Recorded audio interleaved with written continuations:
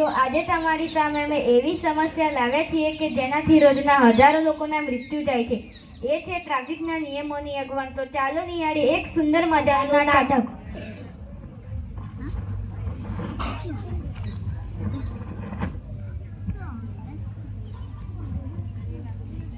અલ્યા ઓ વિનય, પેલો બોલો કેમ દેખાતો નથી? આખો દિવસ શું કરે છે કઈ ખબર નથી. આખો દિવસ મોડું જ કરે છે.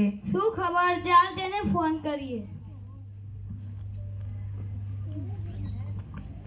કેમ છો મારા મિત્રો? બંને જોડો મજામાં? હા, મજામાં.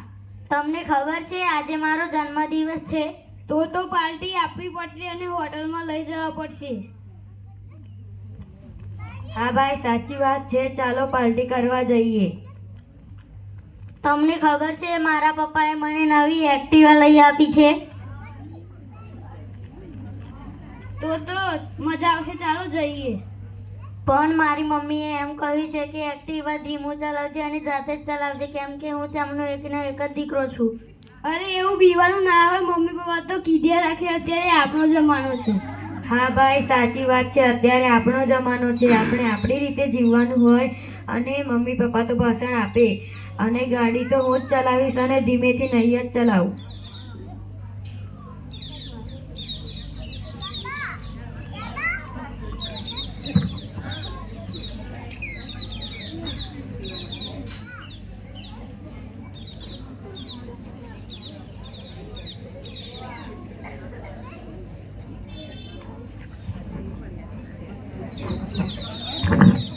ઉઠ ભોલા, ઉઠ. શું થયું તને? કેમ બોલતો નથી? ઉઠ, કેમ બોલતો નથી?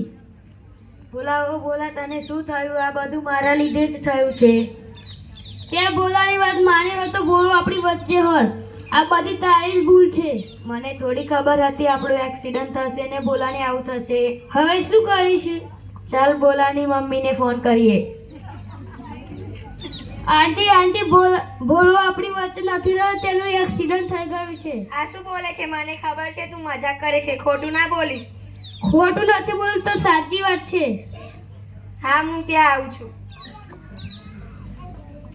ઉઠ બેટા ઉઠ, મારી જોડે વાત કર. બોલા બેટા ઉઠ. હું તારા વગર શું કરીશ? કોના સહારે જીવીશ? ઉઠ બેટા ઉઠ. કેવું ભયંકર દ્રશ્ય હતું. આવી ઘટના આપણી સાથે પણ બની શકે છે. આપણા પરિવારના લોકો આપણી ચિંતા કરતા હોય છે. આપણે ગાડી ચલાવતી વખતે સીટ બેલ્ટ પહેરવું જોઈએ. બાઇક ચલાવતી વખતે હેલ્મેટ પહેરવું જોઈએ. રસ્તા ઉપર ચાલતી વખતે ફૂટપાથ ઉપર ચાલવું જોઈએ. અત્યારના લોકો તો ટ્રાફિકના નિયમોનું પાલન કરતા જ નથી અને સિગ્નલનું પાલન કરતા જ નથી. હે ભગવાન, આ શું થવા બેઠું છે? અમે તમને વિનંતી કરીએ છીએ કે અમે આજથી ટ્રાફિકના નિયમોનું પાલન કરીશું અને નાના બાળકોને બાઇક, ગાડી કે એક્ટિવા નહીં આપીએ અને હેલ્મેટ પહેરીશું અને સીટ બેલ્ટ બાંધીશું. આજથી આપણે સંકલ્પ લઈએ છીએ કે ગાડી ચલાવતી વખતે સીટ બેલ્ટ પહેરીશું, બાઇક ચલાવતી વખતે હેલ્મેટ પહેરીશું, રસ્તા પર ચાલતી વખતે ફૂટપાથ ઉપર ચાલીશું.